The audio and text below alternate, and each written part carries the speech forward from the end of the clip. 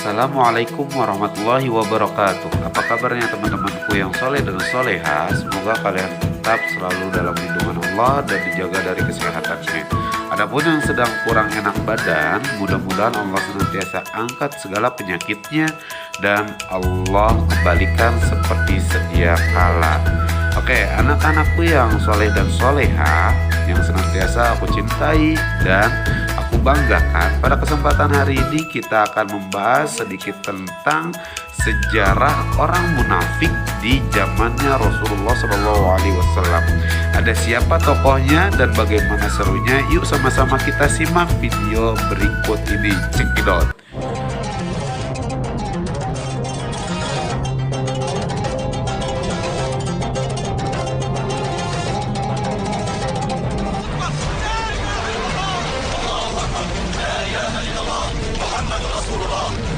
Selama 13 tahun Nabi Muhammad SAW berdakwah di kota Mekah, tak ada kecurangan atau kerusakan yang dilakukan kaum muslimin di kota Mekah. Sekalipun tekanan dahsyat dan penyiksaan keji kaum Quraisy, kaum muslimin semakin kuat dan kokoh.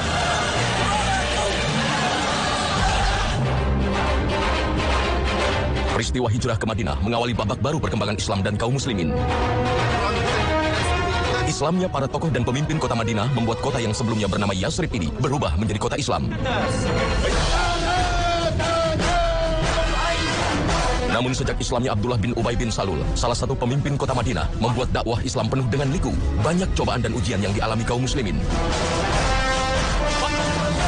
Motif Islamnya Abdullah bin Ubay bin Salul dipertanyakan karena selalu membuat masalah di tubuh kaum muslimin Madinah. Inilah kemunafikan pertama yang muncul dalam catatan sejarah Islam. Kiprah Abdullah bin Ubay dan pengikutnya menjadi salah satu banyaknya ayat-ayat Al-Quran yang turun membahas tentang kemunafikan. Mengapa Abdullah bin Ubay begitu benci dengan Islam dan nabinya? Sejumlah riwayat menyebutkan, sebelum hijrahnya kaum muslimin ke Madinah, Abdullah bin Ubay hampir saja dinobatkan oleh rakyat sebagai Raja Madinah. إنها صورة سيدي يثرب كلها. هذا ما ترى؟ كأنك أمير يا مولاي.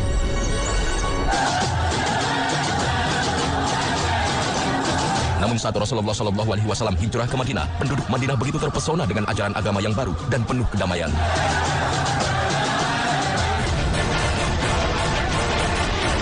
Apalagi para penduduk sudah lelah dengan perseteruan dan permusuhan panjang antara suku Aus dan Khazraj yang selalu berakhir dengan peperangan.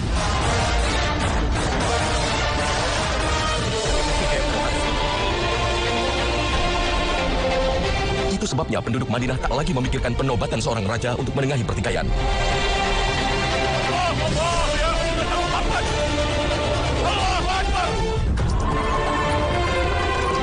Inilah yang membuat Abdullah bin Ubay menyimpan dendam dan dengki pada Rasulullah SAW yang dianggap telah merebut simpati penduduk Madinah. سأقتل محمدا هذا وسيكتمل التنصير وسنعلن على الملأ أن عبد الله بن أبي ملك يثرب. Maka tak ada jalan lain baginya kecuali berpura-pura memeluk Islam. يبدو أن خبر إسلامي قد شاع في يثرب كلها. Kemunafikan Abdullah bin Ubay terkuak di setiap peristiwa-peristiwa besar yang menguji keimanan umat Islam. Peran besarnya menghalau kekuatan kaum muslimin terjadi pada perang Uhud di tahun ketiga Hijriah. Kala itu, 1.000 umat Islam yang akan berhadapan dengan pasukan Quraisy yang jumlahnya 3 kali lebih besar. Maka di tengah perjalanan menuju Bukit Uhud, tiba-tiba saja Abdullah bin Ubay membelot serta menghasut para pasukan agar kembali ke Madinah. Baginya, keberangkatan ke medan perang Uhud melawan kaum Quraisy sama saja dengan menjual nyawanya. Ucapan Abdullah bin Ubay ini berhasil menggoyahkan 300 orang atau sepertiga pasukan muslimin yang akan berjihad di Uhud. Sehingga mereka kemudian membatalkan niatnya berjihad dan memilih kembali ke Madinah. Kembalinya sepertiga pasukan juga semakin mengecilkan mental pasukan yang tersisa. Tapi janji Allah pasti benar. Di tengah sengitnya perang Uhud, pasukan muslimin yang sedikit jumlahnya mendapat bala bantuan langsung dari Allah Subhanahu wa taala sehingga mampu bertahan dari gempuran kaum Quraisy di Uhud. Karena orang-orang munafik adalah orang-orang yang penuh dengan kepentingan. Seperti yang disampaikan dalam Al-Quran Al-Karim bahwa mereka orang-orang yang sebenarnya. Masyarakat Madinah mulai mengetahui kemunafikan Abdullah bin Ubay, tapi mereka masih membiarkan perbuatannya.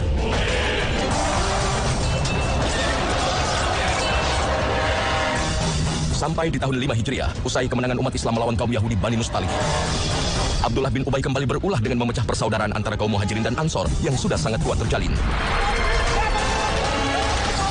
Upayanya ini mengundang amarah sahabat Umar bin Khattab. Ia mengusulkan kepada Rasulullah SAW agar membunuh Abdullah bin Ubay. Usulan Umar bin Khattab dinilai begitu masuk akal sebab posisi Abdullah bin Ubay sangat berbahaya, layaknya musuh dalam selimut umat Islam. Umar ingin menuntaskan masalah langsung dari akarnya. Tapi rupanya Rasulullah SAW tak menyambut usulan sahabatnya. Sang Nabi begitu matang dan dalam mempertimbangkan akibatnya. Rasulullah SAW tak mau kelak kaumnya nanti beranggapan bahwa ia pernah membunuh sahabatnya. Tak hanya itu, usai perang Bani Mustalih, Abdullah bin Ubay juga melontarkan fitnah keji pada Ummul Mukminin Aisyah radhiyallahu anha. Ia menuduh wanita mulia telah berbuat zina dengan salah seorang sahabat Rasulullah SAW. Fitnah yang dilemparkan Abdullah bin Ubay berhasil mempengaruhi hampir seluruh masyarakat Madinah. Bahkan rumah tangga Rasulullah SAW sempat terusik karenanya, hingga akhirnya turun ayat yang membebaskan tuduhan keji pada Aisyah radhiyallahu anha. Kaum muslimin semakin geram dengan Abdullah bin Ubay. Tapi inilah kecerdasan Abdullah bin Ubay. Meski sejatinya ia adalah musuh Allah, ia memakai topengnya sebagai seorang muslim hingga keselamatan jiwanya tidak terancam. Kaum muslimin tidak bisa berbuat apa-apa terhadap dirinya selain menjauhi dan mawas diri terhadapnya. Maka untuk selanjutnya, Rasulullah SAW dan umat Islam tidak mau melibatkan Abdullah bin Ubay di dalam momen apapun.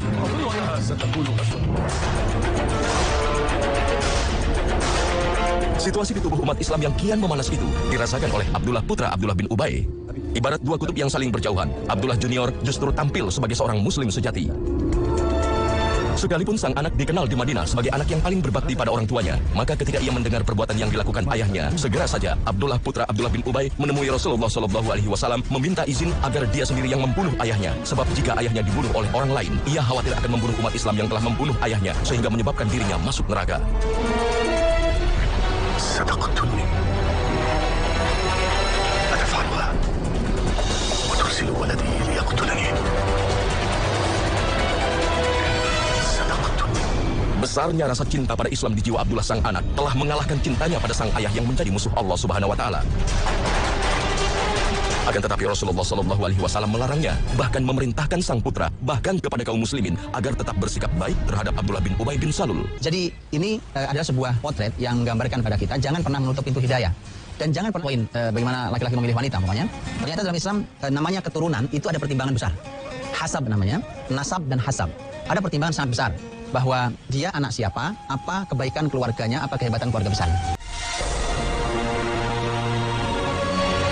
Sampai di tahun ke-9 Hijriah, Abdullah bin Ubay menderita sakit. Rasulullah SAW yang mendengar sakitnya Abdullah bin Ubay datang membesuk Abdullah bin Ubay. Meski Rasulullah SAW tahu Abdullah bin Ubay masih menyimpan kebencian terhadap Islam, tapi Rasulullah tetap memberikan hak keislaman Abdullah bin Ubay dengan membesuknya ketika sakit. Sebab dari luar, Abdullah bin Ubay dikenal sebagai seorang muslim.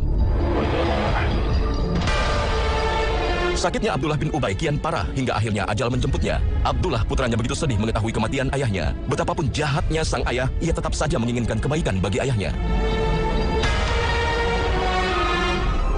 Maka di saat itulah, Abdullah sang anak segera mendatangi Rasulullah SAW meminta gamisnya untuk dijadikan kafan bagi ayahnya. Rasulullah SAW dengan ringan memberikan gamisnya.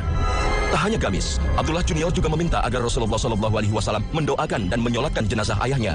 Maka ketika Rasulullah SAW berdiri hendak menyolatkan Abdullah bin Ubay, Umar bin Khattab yang sedang bersamanya langsung mengatakan, "Wahai Rasulullah, apakah engkau akan mensolatkannya? Bukankah Allah melarangmu untuk mensolatkannya?"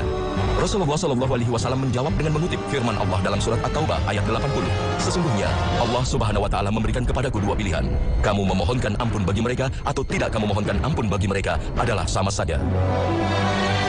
Sahabat Umar merasa bahwa dosa Abdullah bin Ubay sangat besar dan tak layak mendapat ampunan, mengingat dia sudah memecah belah tubuh umat Islam dengan berbagai upayanya. Namun ternyata Rasulullah SAW begitu mulia akhlaknya dan lapang hatinya. Lalu turun lanjutan surat At-Taubah ayat 80. Kendatipun kamu memohonkan ampun bagi mereka 70 kali, namun Allah sekali-kali tidak akan memberi ampunan kepada mereka. Yang demikian itu adalah karena mereka kafir kepada Allah dan Rasulnya, dan Allah tidak memberi petunjuk kepada kaum yang fasik. Lalu Rasulullah SAW mengatakan pada Umar, "Saya akan menambahnya lebih dari 70 kali." Rasulullah SAW lagi-lagi memperlakukan Abdullah bin Ubay secara zahir, karena yang tampak dari diri Abdullah bin Ubay adalah seorang muslim. Rasulullah SAW ingin mengajarkan pada umatnya untuk memperlakukan umat manusia sesuai kondisi zahirnya, sebab urusan hati merupakan kewenangan Allah Subhanahu wa taala.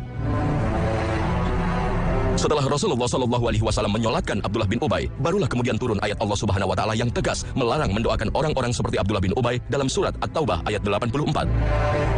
Dan janganlah kamu sekali-kali menyembahyangkan jenazah seorang yang mati di antara mereka. Dan janganlah kamu berdiri mendoakan di kuburnya. Sesungguhnya mereka telah kafir kepada Allah dan Rasul-Nya, dan mereka mati dalam keadaan fasik. Inilah yang menjadi syariat tentang pemohonan ampun. Ketika syariat melarang, maka seharusnya kita juga berhenti. Bagi Abdullah putra Abdullah bin Ubay, wafat ayahnya menjadikannya satu bukti bahwa ia tetap menjalankan perintah Rasulullah SAW agar berbakti pada orang tuanya, meskipun ia tahu bahwa sang ayah bergelimangan dosa dan berlumur maksiat. Oke teman-teman, terima kasih banyak atas waktunya. Semoga apa-apa yang telah aku sampaikan dan ditayangkan dapat bermanfaat. Sampai jumpa di video selanjutnya. Kita tutup dengan doa kafaratul majlis ya. Subhanakallahumma wa bihamdika asyhadu an la ilaha illa anta astaghfiruka wa atubu ilaik. Sampai jumpa lagi di pertemuan berikutnya. So see you next time. Thank you so watching. Bye bye. Assalamualaikum warahmatullahi wabarakatuh.